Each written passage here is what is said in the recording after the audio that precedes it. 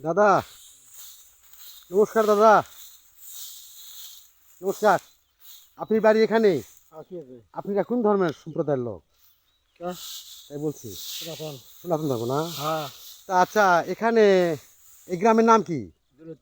দৌলতপুর। এটা কোন পাড়া ধরে? দক্ষিণ পাড়া। এটা কি ফুলদিঘি জয়পুরহাটের মধ্যে না খেতলা? জয়পুরহাট। জয়পুরহাটের মধ্যে। এই যে সামনে একটা দরগা দেখতেছি, বিশাল একটা দরগা। এই যে এখানে একটা দরগার গাছ আছে। আচ্ছা, এটা কত বছর আগেকার গাছ? এই যে সামনে মণ্ডপ, কালী মণ্ডপ। কালী মণ্ডপ। আচ্ছা, এখানে যে একটা বিরাট একটা বট গাছ আছে। বিরাট। এই বট গাছের বয়স আনুমানিক কত বছর হবে? আমি সেটা বলতে পারবো না। আপনি জন্মেরও আগে? আমার জন্মকে আমার বাপে কোয়া পারবে না। তাই? যেহেতু কালী মণ্ডপ বুঝতে পারছেন না, যুগে যুগ। আচ্ছা, সেখানে একটু যাবো, সেখানকার একটু ভিডিও করবো। যাও। তো বিশাল একটা জায়গা। এটা শুনে আমি আসলাম, যেখানকার একটা ভিডিও ফুটেজ নিব। আচ্ছা, এখানে আপনি কি হিন্দু সম্প্রদায়ের সনাতন ধর্মে অনেক প্রায় হাজার হাজার বসবাস দেখতেছি এখানে।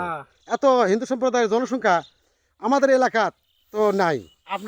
আপনার বাড়ি কোন এলাকা? আমার বাড়ি আটমূল, শিবগঞ্জ থানা।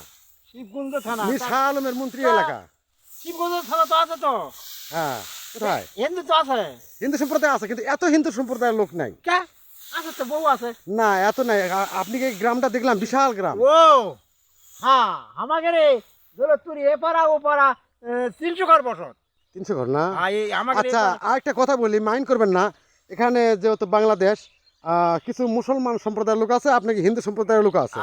আচ্ছা, এখানে কি আপনি কি উপর কোনো হিন্দু সম্প্রদায়ের লোকের উপর কোনো মুসলমানেরা কোনো না না না না না না না না, মানে সবাই মিলেমিশে মিলেমিশে একই পাতারে আবাদ বুঝছেন না? আচ্ছা, বাংলাদেশের অন্যান্য জায়গা শোনা যায় যে হিন্দু সম্প্রদায়ের উপর, সংখ্যালঘুর উপর অন্যায় অত্যাচার করা হয়। না না, আপনি কি উপর কি মুসলমানরা কি অন্যায় অত্যাচার করে কি? না না, এইরকম নাই। তো যাই, ভালো লাগলো আপনার কথা শুনে। তো আমাদের এলাকা তো হিন্দু সম্প্রদায়ের লোক আছে, আমরা মানে মিলেমিশেই থাকি, যার যার ধর্ম তার তাই পালন করি। না, ঠিক আছে, যার ধর্ম কারণ আমরা সবাই তো একই রক্তের মানুষ করা। একই রক্ত কাটলে রক্ত একই, কিন্তু একই ইয়ারা ভিন্ন। এই তো যাক, মিলেমিশে থাকাটাই ভালো। তো বহির্বিশ্বের রাষ্ট্রে যে ভারতবর্ষ, পাশে ভারতবর্ষ, অনেকে মিডিয়া সাংবাদিকেরা বলে থাকেন যে হলো যে হিন্দু সম্প্রদায়ের উপর, সংখ্যালঘুর উপর বাংলাদেশে অন্যায় অত্যাচার হয়। কিন্তু আমার জানা মতে, আমার দীর্ঘ প্রায় 50-52 বছর বয়সের, আমি আমাদের এলাকা বা আপনাদের এলাকাতে আমি কোনোদিন শুনি নাই যে হিন্দু সম্প্রদায়ের উপর কোনো অন্যায় অত্যাচার এটা হওয়া। অন্য এলাকা তো হয়, বুঝলেন? অন্য এলাকা শোনা যায় অমুক থানা, অমুক জেলাত হিন্দু জেলা মারিচ্ছে, আগুন দেখা যাচ্ছে, তারপরে মেয়ে ছেলে পেলে অন্যায় অত্যাচার করতেছে, এগুলা শোনা যায়। কিন্তু মিডিয়াত বাস্তবে কোনো জায়গায় তো শোনা যায় না। কিছু কিছু বিরোধী লোকেরা এগুলা অপপ্রচার চালায়। এটা মানে আমরা আমাদের এলাকায়, আমাদের পার্শ্ববর্তী এইরকম কোনো ঘটনা ঘটেনি।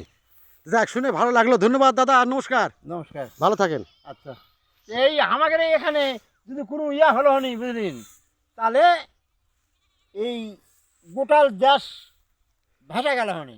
যাই হোক, আপনি কি যে মণ্ডপে বা মন্দিরে যাবো, এটা এই মন্দিরটা কতদিন আগেকার মন্দির হতে পারে? আমরা বলতেই পারবো না।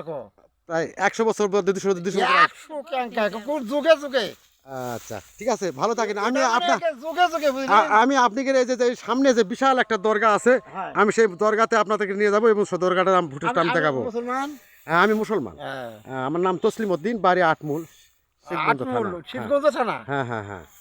আচ্ছা, ঠিক আছে, ভালো থাকেন। আল্লাহ হাফেজ।